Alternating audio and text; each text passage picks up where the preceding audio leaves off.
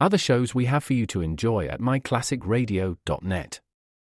The Avengers was most certainly not a household name in South Africa prior to the radio series. With no national television service until 1976, the mechanism simply was not present in the country to show television programs to mass audiences.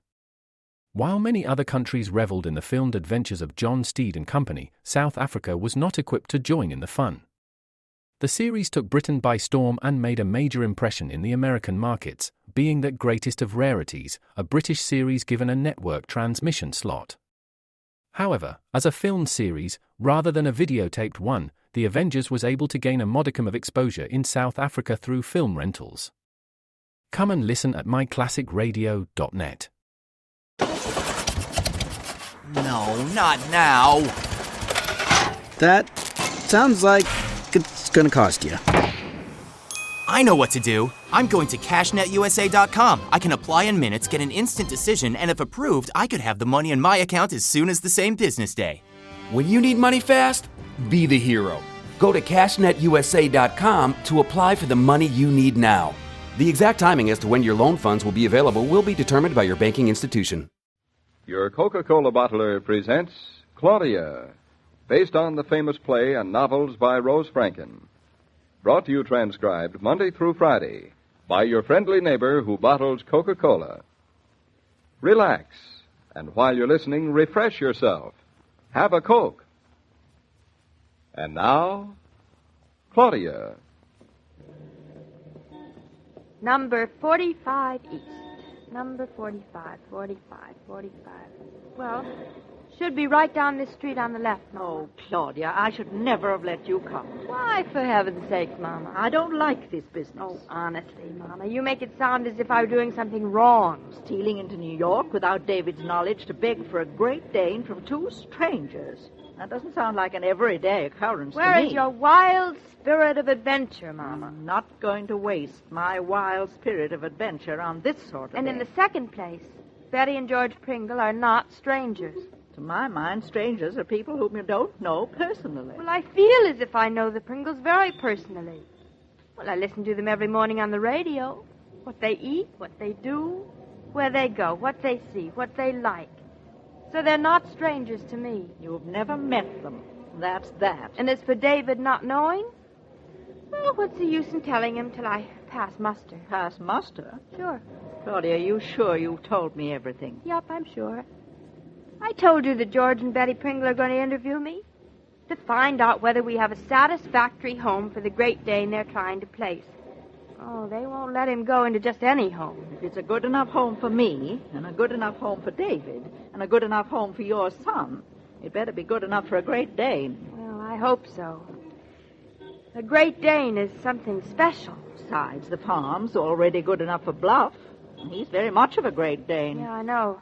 Bluff's my biggest asset.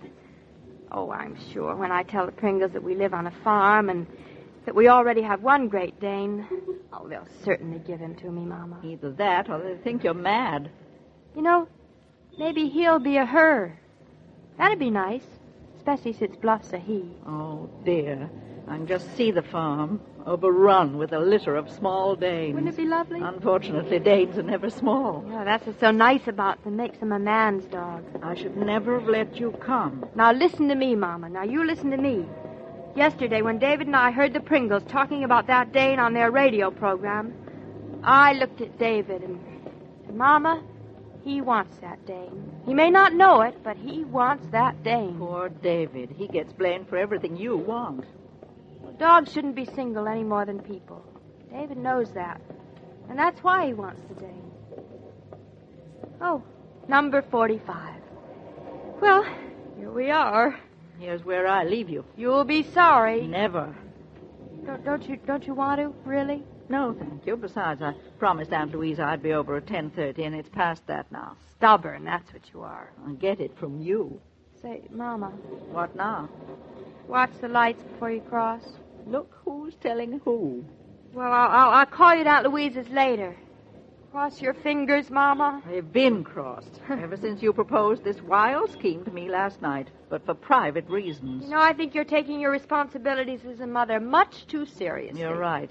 So goodbye. Goodbye.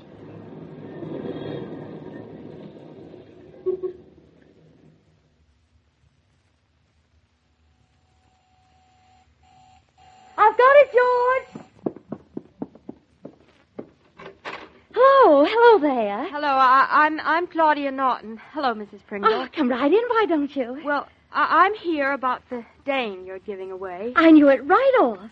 You did? Mm-hmm. You had that look. For heaven's sakes. Have many people been here before me? Just one. Oh. Oh, don't look so worried. They didn't get the Dane. Oh, what a relief. They lived in a 2-room apartment right here in town. No place for a Dane. I know what you mean. Too bad, too. He was a nice little boy. Well, little boys should have dogs, shouldn't they? Hello there. How are you? Hello, Mr. Pringle. George, this is Mrs. Norton. Oh, I see. About the Dane. Huh? About the Dane. I feel as if I were being interviewed for a job. Well, in a way you are. Before we talk business, Uh-huh. I think I ought to tell you that I like you on the radio very much. Well, how nice of you. Thank you. I listened after my husband leaves for the office. Most wives do. Well, it's not his fault. You see, we live in Connecticut, and he leaves early. Oh. You live in the It's country? not his fault. Yeah, on a farm.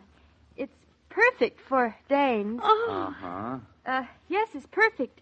The one we have, he likes it very much. Oh, so you have a Dane already, have Yes, you? we have. They have a Dane already, I Betty. heard her, George. Oh, but please, don't think because I have one that I don't deserve another.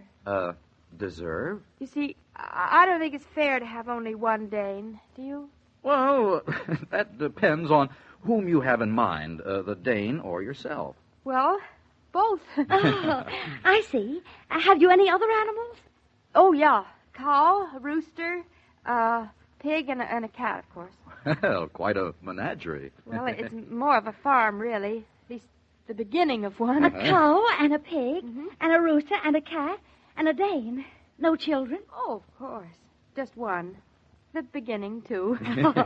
It's quite a little household you're running without another Dane, Mrs. We've just Norton. been craving for another one, but, well, as you know, their upkeep is so high that we've been a little reluctant about making the initial investment. Oh, there's no charge for this Dane. He's from a very good line and just a year old. Oh, that makes Bluff and this one almost twins. You see, his mistress is very sorry to part with him, but she has to. Is yours a male or a female? Male. What's yours? Female. Fortunately, they won't fight. No, they won't. And we can practically go into business. Practically. Business? Well, you see, this dog is going to be a surprise for my husband. You see, Bluff was a surprise from him to me. Well, Betty, what do you think? I think that maybe I'd like to live on a farm, George. You? You don't know a pig from a cow. Well, neither did I at first. I could learn. I did. No, I love it. I wouldn't live anyplace else, and I wouldn't ask a dog to either. You know, it's funny, George. I have a feeling that it's all right. Then you mean you... The doorbell. It's probably somebody else after the dog. Doesn't look like it's going to be hard to give this dog away. Oh, it certainly won't be. Oh, tell them you've given it away already. Oh, what'll we do, George? Well, I'm afraid we'll have to give whoever it is a look-see, Betty, at least. I'm afraid so. Oh. But I tell you what, Mrs. Norton. What? You go into that bedroom and close the door while we interview whoever is next. Yes, do. Why don't you do that Please don't give the dog to anyone else. Well, we'll try now? not to. I think you'd better answer the door, Betty. Now, Mrs. Norton, you step right in here and we'll call you. Now, remember now, I'm trusting Oh, you. don't worry. Well, she sure wants that dog, doesn't she, honey? George. What? Let's get rid of whoever that is fast. Well... Come on. Well, we'll see. Go on. First come, I always say. Mrs. Pringle? Yes? I am, Mr... You're here about the dog. Yes, as a matter of fact, I am. Come in. Thank you. My name And is... this is my husband, Mr. Pringle. Hello there, fella. How are you? Hello, Mr. Pringle. Uh-huh. Yesterday I heard your program for the first time. Oh, did you? Yes, I usually take the 804, but yesterday I had an appointment at Grand Central, and I happened to take the 9:15, and my wife was in the other room, and she just happened to turn it on. And I don't usually listen to the morning programs, you understand? Oh, you don't? My wife turned that one on, and you had that business on about the police department and the single hair. Oh, yes, very of course. interesting. Yeah. I was pretty lucky. Right at the end of the program, you happened to be talking about the dog. Oh, the dog, yes. He's not given away yet, is he? Is he, George? Well, Is he, Betty, after all, Is he a good dog? the best out of Hexen Gold and Long Meadow Tigress. Oh, really? They're pretty fine. I know certainly the are. breed very well. Mm-hmm. Oh, you know dog. How old is the dog? George, Now, why do we... Betty, now, Betty. Just 1 year old. Oh, just 1 year. Mhm. Perfect. Well, Mr. Pringle, that's really all I have to know. But from what you said on the radio, you need to know quite a bit about the people that are going to get the dog. We can't just give it to anybody. You understand that, of It's course. sort of like adopting a baby, isn't it? Well, I guess you could call it that. We've never done it before, you know. So. Well, I'm an architect, and maybe you'd like to know that we have a 100-acre farm up in Connecticut. Connecticut? Mm-hmm. Oh, sounds like dog country, Connecticut. Oh, it is. It is. Danes need space, you know. There's nothing worse than bottling them up. No, that's big Not dog. for the dog or for the people who live with him. Yeah, that's I know, because... George, Yes, dear? remember what I told you just before? First come? my wife says her mind's made up. Oh, no, not exactly. You see, there's a lady in the other room. Oh. A lady wants a Dane? For a husband. You see, you're not quite the first. Oh, I was afraid of that. This lady in the other room, she has a lot of space, too. And it so happens in Connecticut. And her husband's very nice. Yeah, her... Betty, how do you know? Well, he must be nice. Well, what makes you think so? Because she's nice. Oh, fiddlesticks. Isn't that a woman for you? That doesn't prove anything. I'll bet he's a no-good, or he'd have come here himself. Oh, well... That kind of man lets his wife choose a dog. Not for me. I think your husband's right, Mrs. Sure. Pringle. You really ought to reconsider the responsibility of a Great Dane is really a man's job. They're Exactly so what I was big telling and, my wife before. Oh, no. You know, well, at least you should investigate this unknown quantity of this lady's husband. don't you But think? we've promised... Now, look, Betty, 10 to 1, he's a little guy. Not worthy of a Dane at all. Now, this gentleman really knows dogs. Oh, George is getting complicated. Well, why shouldn't it be complicated? Yes, why shouldn't it? Because... Because. Well, that's a good reason. Then let's do what you said in the first place. What did I say in the first place? First come, first serve. Oh, I see. Then that means that... You tell him, Betty. Oh, you don't have to. I was too late, right? we're sorry. Yeah, Oh, we my. really are. Well, I guess that's that then. Oh, huh? don't be so disappointed. Why shouldn't it be? You don't get offered a Great Dane every day. Well, that's right, Betty. Don't tell him not to be disappointed. It's his right. Well, thanks He wants to anyway. be. Well, I'm certainly glad I didn't tell my wife I was coming down here. She'd be awfully disappointed if I came home empty Dane. Well, goodbye, Mrs. Pringle, Mr. Pringle. Bye. I listened to your program anyway. Thanks a lot. That's very nice of you. So long, feller. Bye. Well, he was a nice guy. Mm-hmm. She's nice, too, though. So don't get feeling guilty. Yep. Let's go in and tell her. Betty, I'm thinking. You know what? What? He was such a nice guy. Maybe we ought to find him a Dane, too. Some days you seem to accomplish a great deal very easily, and other times you've put in lots of effort without much result. One secret of easy accomplishment is to work refreshed. Take it easy. Pause for ice-cold Coca-Cola. Let that delicious refreshment relax you. Have a Coke, and you'll go back to the job with more zest, whether you work with your hands or your head. Mr. King, excuse me, but if you'd been George and I, what would you have done? Given the dog to the man and the lady, too. Oh, but we didn't. I mean, the man is quite dogless. Not as dogless as you think. He already has one Dane, now he has another, but the second one is a surprise. Oh, then it's a surprise to me, too. Well, that it is. You see, Claudia and David are married. Claudia and... What did you say? Those two young people are husband and wife. Giving the Dane to her meant giving the Dane to him. Oh, my gosh. Wait till I tell George. Not too loud. David's not supposed to know. Not today, anyway. George! Hey, George, listen. Every day, Monday through Friday, Claudia comes to you transcribed with the best wishes of your friendly neighbor who bottles Coca-Cola. So listen again tomorrow at the same time.